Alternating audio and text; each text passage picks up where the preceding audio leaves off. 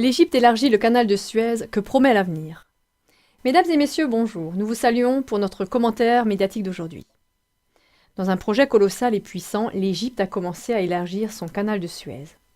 Ce qui est planifié, c'est la construction d'un deuxième canal plus petit, parallèle à celui déjà existant.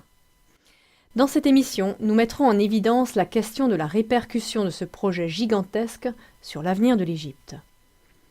Le canal de Suez rend possible la navigation surtout de bateaux de commerce, de navires-citernes, de porte-conteneurs, pour que de la mer Méditerranée, ils accèdent à la mer Rouge et de là à l'océan Indien, leur épargnant ainsi le long chemin qui contourne l'Afrique.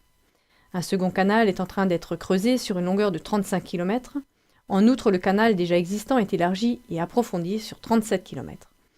De cette façon, il y aura à l'avenir un plus grand nombre de bateaux qui pourront utiliser simultanément le canal, et cela dans les deux sens, contrairement à aujourd'hui.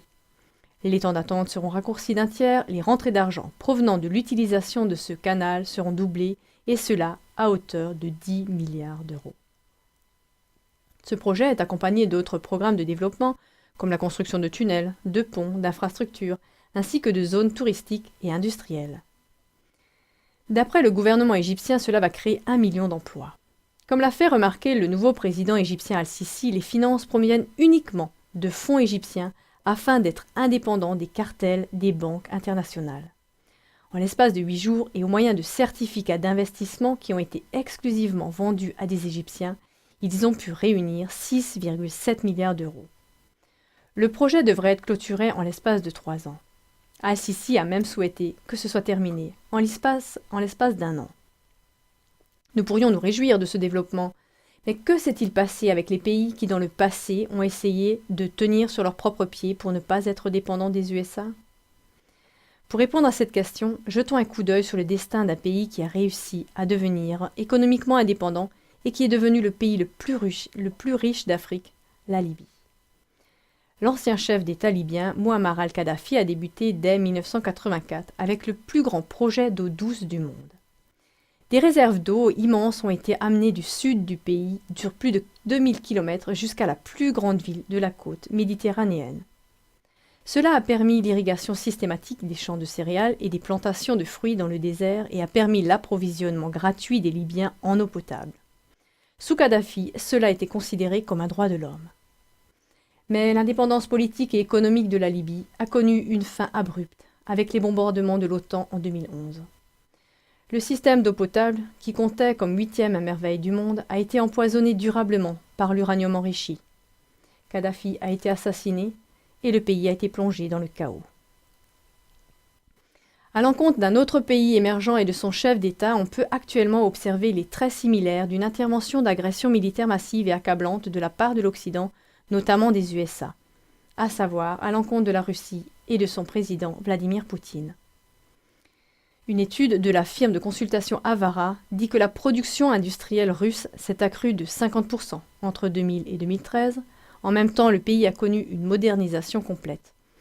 La production alimentaire a augmenté de 100%, la production automobile a plus que doublé, et les exportations russes ont augmenté avec un taux de presque 400%.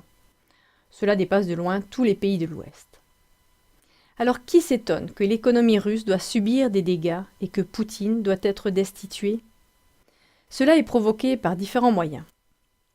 Par des sanctions dues à de fausses accusations, par la chute artificielle du prix du pétrole brut et par une politique douteuse de la Banque centrale russe, contrôlée par l'Ouest.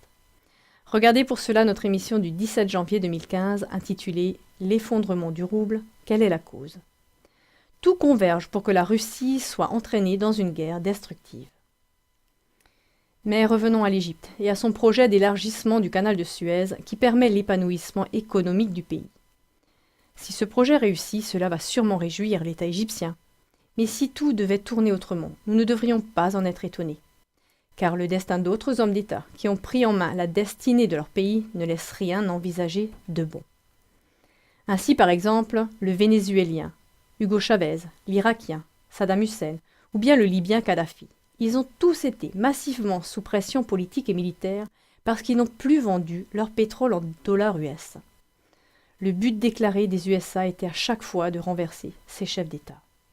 De même, d'autres pays qui sont indépendants et qui ne veulent plus vendre leur pétrole en pétrodollars encourent le même sort. Actuellement, ce sont la Syrie, l'Iran et la Russie. C'est pour cela que maintenant il est important d'observer exactement comment cela va se passer avec l'Égypte. Chers téléspectateurs, la préoccupation de CLA TV, c'est de vous apporter sans cesse les relations de cause à effet dans les développements politiques et économiques pour que vous puissiez vous-même, toujours plus rapidement, voir le fil rouge de la politique mondiale. Merci d'être actif dans l'observation et dans la réflexion. Au revoir.